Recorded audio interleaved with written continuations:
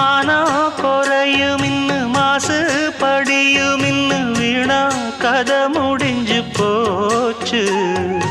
ஈசான மூலையில லேசான பள்ளி சத்தம் மாமன் பேர சொல்லி பேசுது.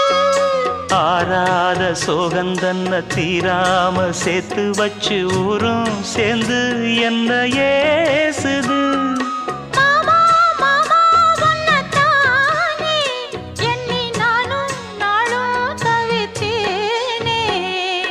கூண்டுக்குள்ள என்ன வச்சு கூடி நின்ன ஊற விட்டு கூண்டுக்குள்ள போனதென்ன கோலக்கிளி.